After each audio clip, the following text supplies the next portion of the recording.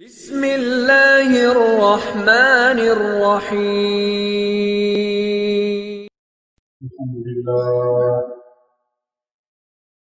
الحمد للہ وکفى وسلام علی عباده الذین اصطفى اما بعد فاعوذ باللہ من الشیطان الرجیم بسم اللہ الرحمن الرحیم ان الذين يكتمون ما انزلنا من البينات والهدى من بعد ما بيناه للناس في الكتاب اولئك يلعنهم الله ويلعنهم اللاعنون الا الذين تابوا واصلحوا وبينوا فاولئك اتوب عليهم وانا التواب الرحيم صدق الله العلي العظيم وبلغنا رسوله النبي الكريم ونحن على ذلك لمن الشاهدين والشاكرين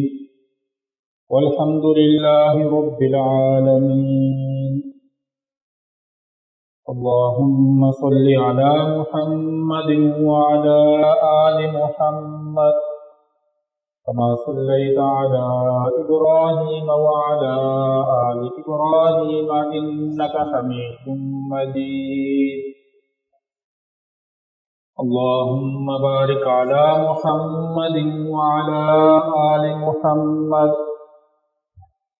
كما باركت على إبراهيم وعلى آل إبراهيم إنك حميد مجيد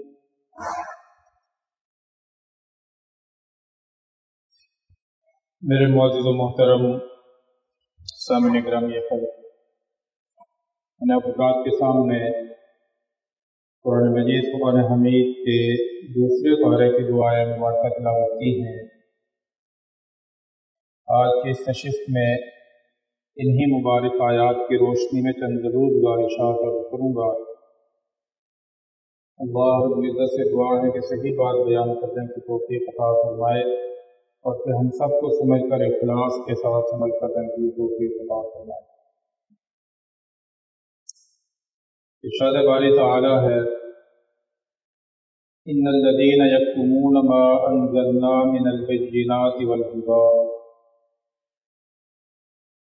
وہ لوگ جو چھپاتے ہیں ما انزلنا، وہ چیزیں جو ہم نے نازل کی، من البینات والہدی، روشن دلائل اور ہدایت کی جو باتیں ہم نے نازل کی ہیں ان کو ظاہر نہیں کرتے بلکہ انہیں چھپاتے ہیں۔ من بعد ما بیناہ للناس فی الکتاب، باوجود اس کے کہ ہم وہ باتیں کتاب میں ظاہر کر چکے۔ جو لوگ اس صفت سے متصف ہیں اور اللہ کی جانب سے کھولی جانے والی چیزوں کو چھپا دیتے ہیں، ظاہر نہیں کرتے، اولئک یلعنہم اللہ، یہ وہ لوگ ہیں جن پر اللہ کی لعنت پڑتی ہے۔ اللہ کی لعنت ایسے لوگوں پر اترتی ہے۔ ویلعنہم اللاعنون، اور ہر لعنت کرنے والا ایسے لوگوں پر لعنت کرتا ہے۔ الا الذین تابوا، وہ لوگ اس سے مستثنا ہیں جو اپنے اس برے عمل سے توبہ کر لیتے ہیں، وَأَصْلَحُوا، اور اپنی اصلاح کر لیتے ہیں، وَبَيَّنُوا، اور جن چیزوں کو انہوں نے چھپایا ہوتا ہے ان حقائق کو ظاہر کر دیتے ہیں۔ اولئک اتوب علیہم، ایسے لوگوں کی توبہ میں قبول کر لیتا ہوں۔ وانا التواب الرحیم، اور میں بہت ہی زیادہ انسانوں کی توبہ کو قبول کرتا ہوں، الرحیم، اور انسانوں پر بہت ہی زیادہ رحم کرنے والا مہربان۔ یہ دو قرآن مجید فرقان حمید کے دوسرے پارے کی آیات کریمہ ہیں جن کا لفظی ترجمہ آپ حضرات نے سماعت فرمایا۔ ان آیات میں اللہ تعالی یہود کے اور یہود کے جو علماء تھے، اہل علم تھے، ان کے واعظین تھے، ان کے جو مقررین تھے، ان کے جو مذہبی پیشوا تھے، ان لوگوں کی زندگیوں میں اور ذات میں موجود ایک عیب اور نقص کو اللہ بیان فرما رہے ہیں کہ ان کی زندگیوں میں ان کے جو سرگرمیاں تھیں، ان کے جو کام تھے، ان میں ایک بڑا عیب اور نقص پایا جاتا تھا، اور وہ عیب اور نقص یہ تھا کہ اللہ نے جو چیزیں، جو علم، جو حقائق ان پر کھول رکھے تھے، اس علم کو اور ان حقائق کو پورے انداز میں مکمل طور پر وہ لوگوں کے سامنے بیان نہیں کرتے، اس کو چھپا دیتے تھے۔ ان حقائق میں سے آدھی بات بیان کر دیتے، آدھی بات کو چھپا لیتے۔ ان میں سے حق اور باطل کو آپس میں یوں خلط ملط کر دیتے، ایک دوسرے کے اندر یوں ملا دیتے کہ جس سے نہ حق بات کی وضاحت ہوتی اور نہ باطل کی وضاحت ہوتی۔ یہ کام وہ یا تو خوف کی وجہ سے کرتے تھے، یا یہ کام لالچ کی وجہ سے کرتے تھے، اور خاص طور پر حضور اکرم صلی اللہ علیہ وسلم کی نبوت سے متعلق جو بشارتیں، جو علامات ان کے علم میں تھی، وہ علامات اور وہ بشارتیں جو ہیں وہ اس کا اظہار نہیں کرتے۔ یہودی پڑھے لکھے لوگ سمجھے جاتے تھے، علم کے لحاظ سے اور مذہبی چیزیں جو ہیں ان پر عبور اور گرفت کے لحاظ سے ان کی ایک پہچان اور شناخت تھی، لیکن لوگ جب ان کی جانب رجوع کرتے اور ان سے حقائق معلوم کرتے، حقائق کو دریافت کرتے، حقائق جاننے کے لیے ان سے رابطہ کرتے، تو وہ ان حقائق کو ان کے سامنے واضح نہ کرتے، یا آدھی بات بتا دیتے، آدھی بات کو چھپا دیتے، یا بالکل اس بات ہی کو بدل دیتے، یا بالکل سرے سے اس کا اظہار ہی نہ کرتے اور کہتے کہ ہمارا اس بارے میں کوئی علم نہیں ہے، ہم کچھ نہیں جانتے، اس لیے کہ وہ یہ سمجھتے تھے کہ اگر ہم اس چیز کو ظاہر کر دیں گے، اس کا اظہار کر دیں گے، اس کو واضح کر دیں گے، تو یا تو کسی سزا میں ہم گرفتار ہو جائیں گے، یا ہمارے جو مفادات ہیں وہ مفادات پورے نہیں ہوں گے۔ تو ان مقاصد کی وجہ سے وہ اس چیز کو کرتے۔ اللہ تعالیٰ نے قرآن مجید کی ان آیات میں ان کی اس بری صفت اور وصف کو بیان فرمایا،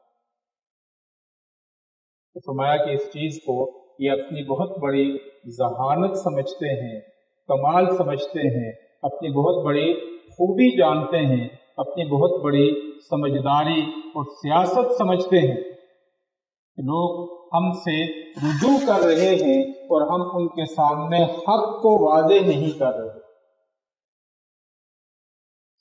وہ اس چیز کو بہت بڑی اپنی خوبی سمجھ رہے ہیں، لیکن اس عمل کی وجہ سے اللہ کی لعنت ایسے لوگوں پر اترتی ہے، جو لوگ جانتے بوجھتے حقائق کو چھپا دیتے ہیں، جانتے بوجھتے حقائق کا اظہار نہیں کرتے۔ اللہ تعالیٰ نے قرآن مجید کے اندر متعدد مقامات میں اس چیز کو وضاحت کے ساتھ، صراحت کے ساتھ، تاکید کے ساتھ، شدت کے ساتھ بیان فرمایا، انتہائی تاکید کے ساتھ اور انتہائی شدت کے ساتھ بیان فرمایا کہ مومن آدمی کی شان اور مومن آدمی کی پہچان اور علامت یہ ہوتی ہے کہ وہ حق بات کو ظاہر کرتا ہے، حق بات کے ساتھ اپنی وابستگی رکھتا ہے، حق بات کو ظاہر کر کے لوگوں کے سامنے بیان کرتا ہے، کسی بھی سبب اور کسی بھی عامل کی بنا پر وہ اس چیز کو چھپاتا نہیں۔ حضرت صحابہ رضوان اللہ تعالی علیہم اجمعین، حضرت ابو ہریرہ رضی اللہ تعالی عنہ کثرت کے ساتھ حضور اکرم صلی اللہ علیہ وسلم سے روایات بیان کرتے ہیں۔ آپ علیہ الصلوۃ والسلام کی احادیث سب سے زیادہ جن سے مروی ہیں اور روایت کی گئی ہیں وہ حضرت ابو ہریرہ رضی اللہ تعالی عنہ۔ تو لوگ بسا اوقات یہ بطور مذاق کے بھی یہ بات ان سے کہا کرتے تھے کہ آپ اتنی کثرت کے ساتھ آپ علیہ الصلوۃ والسلام کی احادیث کو کیسے بیان کرتے ہیں؟ اتنی کثرت کے ساتھ آپ علیہ الصلوۃ والسلام کی باتیں آپ کے پاس کہاں سے آ رہی کہ جو بھی معاملہ ہو، جو بھی چیز پیش آئے، آپ علیہ الصلوۃ والسلام کا ارشاد اور فرامین جو ہیں وہ حوالے کے طور پر بیان کر دیں۔ حضرت ابو ہریرہ رضی اللہ تعالی عنہ دو تین موقعوں پر اس کی دو تین مختلف وجوہات بیان کر۔ ایک موقع پر انہوں نے فرمایا کہ لوگ اپنے کام کاج کے لیے نکل جاتے تھے، اپنی محنت مزدوری کے لیے نکل جاتے تھے، اپنی اور جو دنیاوی مشغولیتیں ہوتی اس میں مشغول رہتے تھے، اور میرا کوئی بھی کام نہیں ہوتا تھا، میں حضور کے در پر پڑا رہتا تھا۔ آپ علیہ الصلوۃ والسلام کی دن بھر کی جو زندگی ہوتی تھی اس کا مشاہدہ کرتا رہتا تھا۔ آپ علیہ الصلوۃ والسلام جو فرماتے تھے اس کو محفوظ کرتا رہتا تھا۔ اور ایک اور موقع پہ حضرت ابو ہریرہ رضی اللہ تعالی عنہ نے فرمایا کہ ایک دفعہ میں نے حضور اکرم صلی اللہ علیہ وسلم کی بارگاہ میں یہ بات عرض کی، اپنی یہ کمزوری عرض کی کہ یا رسول اللہ مجھے چیزیں یاد نہیں رہتی، چیزیں مجھے بھول جاتی ہیں، میں انہیں محفوظ نہیں رکھ پاتا۔ تو آپ علیہ الصلوۃ والسلام نے، بعض روایات میں آتا ہے کہ دم کر کے میرے سینے پہ پھونکا، اور بعض روایات میں آتا ہے کہ اپنا ہاتھ مبارک میرے سینے پہ لگایا۔ اس کی اتنی برکت ہوئی کہ اس کے بعد آپ علیہ الصلوۃ والسلام نے جو بھی بات ارشاد فرمائی وہ میری یادداشت اور حافظے سے محو نہیں ہوئی، ختم نہیں ہوئی، اسے میں بھولا نہیں۔ اور ایک تیسری بات حضرت ابو ہریرہ رضی اللہ تعالیٰ عنہ فرماتے ہیں کہ اگر قرآن مجید فرقان حمید کی یہ آیت میرے سامنے نہ ہوتی کہ جس میں اللہ تعالیٰ فرماتے ہیں کہ جو لوگ جانتے بوجھتے حق بات کو چھپاتے ہیں اور حقائق کو ظاہر نہیں کرتے، حقائق کو چھپا دیتے ہیں، موقع بھی ہے، ضرورت بھی ہے، ان سے پوچھا بھی جا رہا ہے، استفسار بھی کیا جا رہا ہے، پھر بھی اس پر ڈنڈی مار جاتے ہیں، انہیں اس چیز کا پوری طرح علم بھی ہوتا ہے، پھر بھی خوف کی وجہ سے، لالچ کی وجہ سے، طمع کی وجہ سے، کسی اور سبب سے اس کا اظہار نہیں کرتے، تو اللہ ایسے لوگوں پر لعنت کرتے ہیں، اور سب لعنت کرنے والی چیزیں ایسے لوگوں پر لعنت کرتی ہیں۔ تو حضرت ابو ہریرہ فرماتے ہیں کہ اگر یہ انتہائی سخت اور شدت والی آیت میرے سامنے موجود نہ ہوتی تو میں حضور اکرم صلی اللہ علیہ وسلم کے ارشادات کو کبھی بھی بیان نہ کرتا، لیکن یہ چیز مجھے پکڑ لیتی ہے، یہ چیز مجھے جکڑ لیتی ہے، یہ آیت جو ہے یہ مجھے اپنی پکڑ میں لے لیتی ہے کہ اگر دنیا میں حضور اکرم صلی اللہ علیہ وسلم کی باتیں مجھے معلوم ہیں اور میں دنیا میں ان باتوں کو لوگوں کے سامنے بیان نہیں کروں گا تو کل قیامت کے دن اگر اللہ مجھ سے پوچھ لیں گے کہ حضور کی باتوں کو تم نے کیوں چھپایا تو میں کیا جواب دوں؟ یہ معاملہ بہت نازک اور حساس بھی ہے۔ آپ علیہ الصلوۃ والسلام کی جانب کسی بات کو منسوب کر کے بیان کرنا یہ جہاں بہت بڑا شرف اور فضیلت کی بات ہے، بہت بڑے اعزاز کی بات ہے، وہیں یہ بہت بڑا ایک حساس اور نازک معاملہ بھی۔ حضور اکرم صلی اللہ علیہ وسلم نے فرمایا کہ اللہ تعالیٰ اس شخص کو تر و تازہ رکھے، اللہ تعالیٰ اس شخص کو خوش و خرم رکھے، اور اللہ تعالیٰ اس آدمی کو بہت بلند مقام اور درجے عطا فرمائے جس نے میری بات کو سنا، پھر اس میری بات کو سن کر اسے محفوظ کیا، پھر جیسے سنا ویسے آگے لوگوں کے سامنے بیان کر دیا۔ پہلے میری بات کو سنا توجہ سے کہ میں کیا رہا ہوں، پھر سننے کے بعد میری اس بات کو اپنی یادداشت، اپنے حافظے میں یا کسی جگہ لکھ کر محفوظ کر لیا، اور پھر اس بات کو جیسے سنا ویسے لوگوں کے سامنے بیان کر دیا۔ فرمایا کہ ایسے آدمی کو اللہ تر و تازہ رکھے، بہت زیادہ خوش رکھے۔ یہ چیز یہاں بہت بڑے اعزاز اور شرف کی بات ہے، وہیں اس لحاظ سے بہت زیادہ نازک اور حساس بھی ہوتی ہے کہ آدمی کہیں حضور اکرم صلی اللہ علیہ وسلم کی جانب اپنی طرف سے کوئی ایسی بات منسوب نہ کر دے جو آپ علیہ الصلوۃ والسلام نے فرمائی نہیں ہے، جو آپ کا ارشاد نہیں ہے، جو آپ کے فرمائے ہوئے بات کا مفہوم نہیں ہے۔ ہمارے ہاں یہ میسیجز پہ ایک بات چلتی رہتی ہے کہ آپ علیہ الصلوۃ والسلام نے یہ بات ارشاد فرمائی، اور ہم بغیر تحقیق کے اور بغیر کسی حوالے کے اور بغیر کسی سند کے اور بغیر کسی چیز پہ غور کیے اس کو آگے نقل کرتے رہتے ہیں۔